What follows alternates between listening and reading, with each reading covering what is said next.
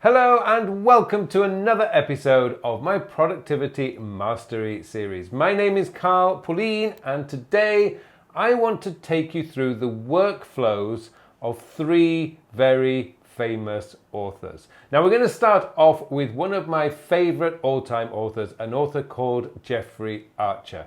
Now Jeffrey Archer has written about 27 books and sold over 400 million copies. I mean, it's phenomenal. I've seen reports that he's probably the world's #1 best-selling author who is alive today.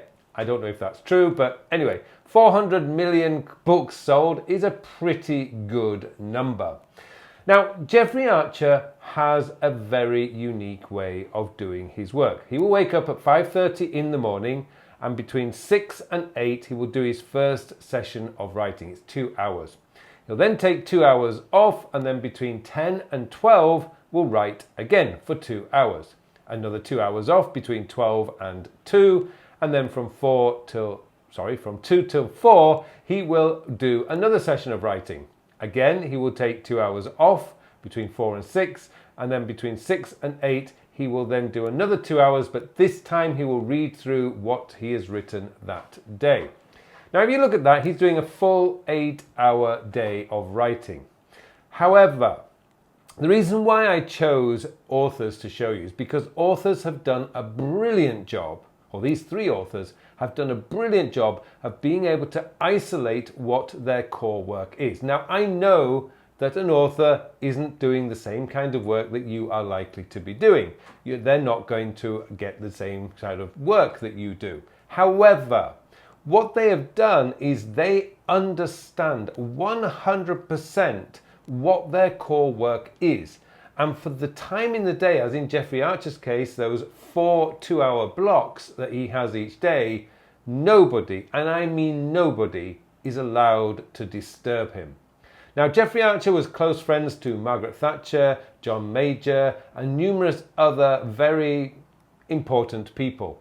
Even they were not allowed to disturb him during his writing process. That's 2 hours on, 2 hours off, 2 hours on, 2 hours off. Now, if you think about that, those 2 hours where he's writing, he can focus 100% on his writing. He's then got 2 hours where he can return calls, respond to emails, respond to messages. Nobody's screaming at him. He can get on with his work.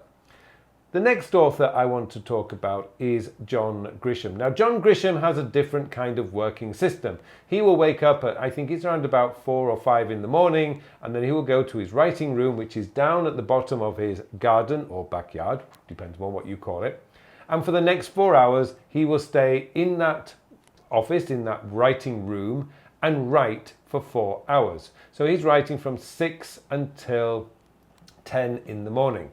And nobody, again, can disturb him. What happens is, in his office, there's no internet, there is no phone, there's nothing. Nobody can get in touch with him. He's in that office, the door is shut, and he is writing for 4 hours. 10 a.m., he comes out, and he probably has a cup of coffee, and he can get on with the rest of the day.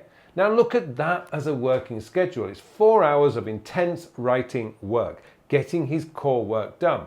At 10 a.m., he's free to respond to emails, respond to messages, return phone calls. You know, there is a thing, return phone calls. We used to do that a lot. We didn't have to answer on the third ring in the past, and we got on just fine.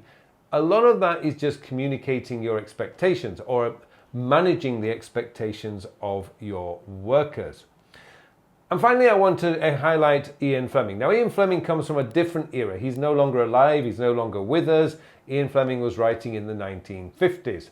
Now, each year, Ian Fleming would disappear from London. He would fly from London to Jamaica in January. And for the next 8 weeks in total, he was in Jamaica because he would come back at the end of February. But for 6 weeks of his holiday, every single day, he would start the day the same way. He'd wake up probably 7:30, go for a swim, come back, have his breakfast, and then he would go into his living room, close the door, shut all the windows, and he would write from 9 a.m. until 12.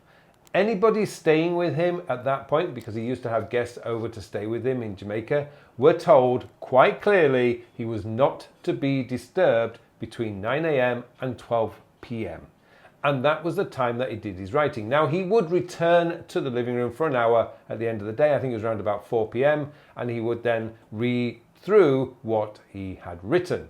But the interesting thing is, for all these three writers, different writing systems, different writing styles, is first, they fully understand what their core work is. They knew that they had to get their writing done every single day, without excuse. The next thing that they did was they made sure they had enough time in the day to be able to deal with messages, phone calls, emails, letters, whatever. But they had enough time. The one that really I admire is Ian Fleming. Ian Fleming would finish his writing at 12, have lunch, sunbathe, take a nap, and the rest of the day was spent socializing with his friends. I mean, he had the time, and every year for 12 years straight, from 1952 till 1964, he managed to get a book out every single year. Now, for us in the modern world, we're looking for excuses for not doing our core work, rather than flipping that around and saying, right, I must do my core work. I must find a solution to getting this done. I must find 2-hour blocks each day so that I can do my focused work. You don't necessarily have to find 4 2-hour blocks. Jeffrey Archer works incredibly hard. But you do need to find the time for it. It's very easy to find excuses. Oh, my boss needs me to be available at any minute of the day. My clients expect me to return their calls immediately. I have to respond to emails in 20 minutes. All these are just excuses. Sure, they are real, and you need to find the solution to dealing with them. Now, I've been working a very long time. I have discovered, and in 30 years of working, I've never ever come across a boss yet who has said, no, you must drop everything when I call you and answer my call. That's just a figment of people's imagination. Yeah, sure, your boss might be scary. Yeah, your boss might be demanding. But if your boss is seeing the results you are getting, then they're not going to be too worried if it takes you 30, 40, 50 minutes to respond to a message or a phone call or an email. Don't fall into that trap of looking for excuses. Find the time to do your core work. It is possible. That's how people are successful. The successful people figured that one out instead of looking for the excuses as to why they cannot do it. Stop looking for the excuses, flip it round and look for the solutions. They are there. You can do it. You just need to find them. And I can assure you, it's a lot more fun looking for excuses than just giving up. I should change that. It's a lot more fun looking for solutions instead of looking for excuses. Excuses are easy. They're everywhere. Solutions, less easy to figure out. But it makes life a lot more fun when you're solutions orientated instead of excuse orientated. Well, thank you so much for watching this episode. It just remains for me now to wish you all a very, very productive week. Hello, thank you very much for watching my videos. Now I have something exciting to tell you about. Recently I have developed a brand new time management system. It's a system designed to manage your time in the 21st century. The world has changed a lot over the last 20 years. In fact, it's actually changed a lot this year.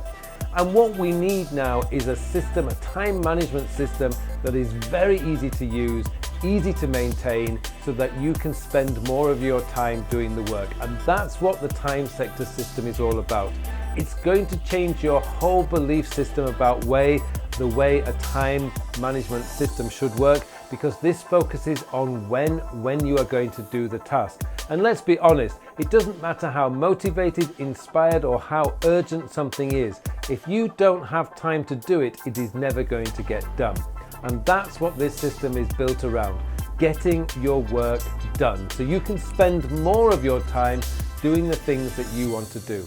I hope you join me in this course. The full details of the course are in the show notes below, so please join me, and thank you very much for watching this brief video.